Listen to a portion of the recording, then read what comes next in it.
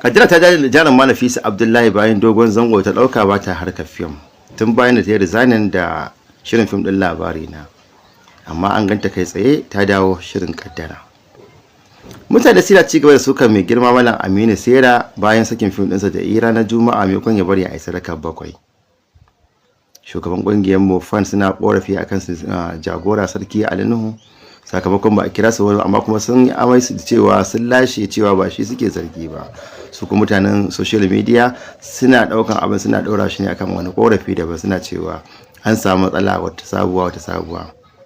Idan mun da tun farko shi ake nufi da cewa Nafisa Abdullahi ta shekara wajen 3 ba ta harkar film a masana'antar Kano wato series, amma kai tsaye sai a ganta ta doso film din kaddara an dauko ta a filin jirgi wato daga buhu sai tukunya.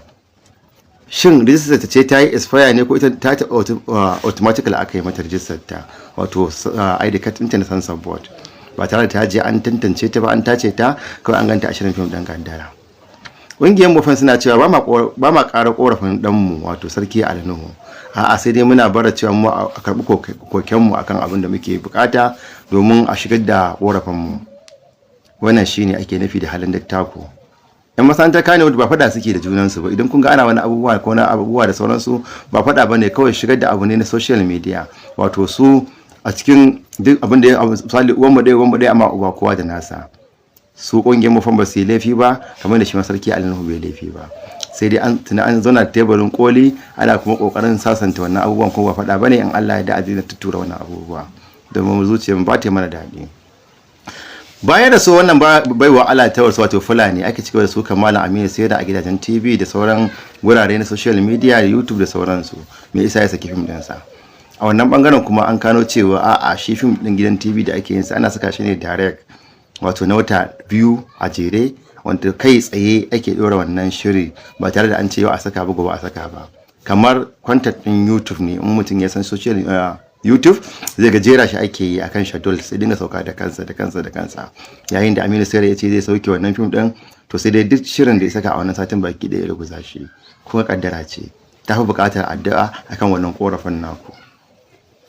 Sannan Nafisa Abdullahi kuma korafin da suke cewa ya aka kai tsaye a ganta daga buhu sai tukunya ba fara ganta a hukumar Sansan Board ba domin gyara ID card ɗinta ko renewal ɗinsa.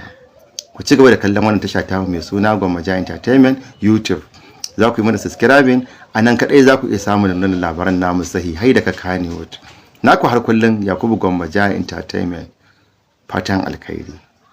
Me za ku ce a game da wannan abuwa akan Nafisa Abdullahi, ko akan wannan korafi na ƙungiyar Mofan, ko kuma akan wannan abu da yake trending?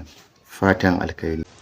Kadira ta jarin Nafisa Abdullahi bayan dogon zango ta dauka ba ta harkar fim tun bayan da ta yi resignin da shirin fim din labari na, amma an ganta kai tsaye ta dawo shirin kaddara.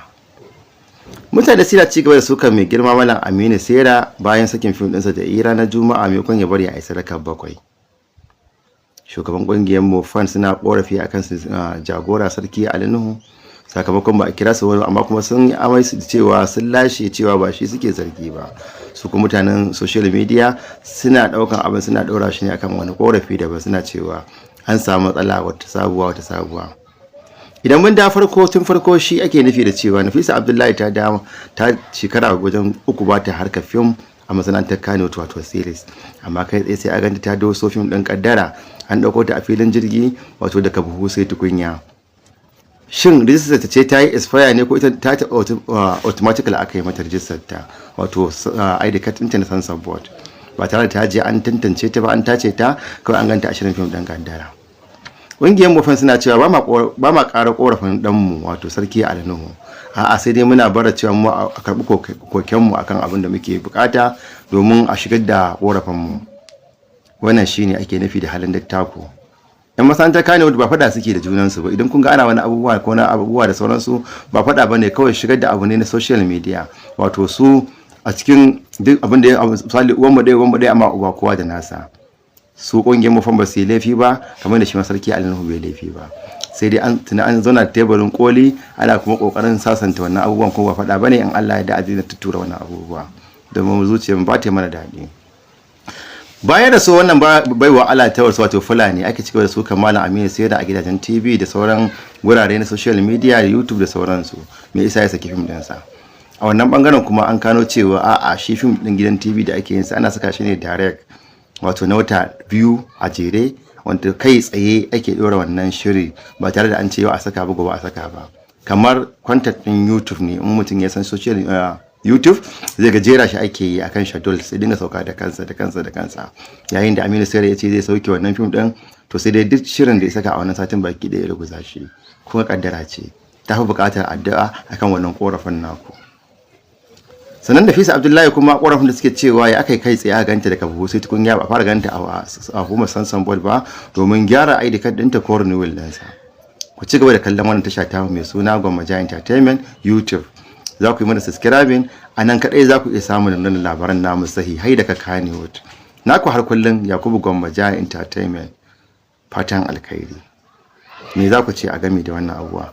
Akan Nafisa Abdullahi ko akan wannan korafi na ƙungiyar Mofan? Ko kuma akan wannan abu da yake trending?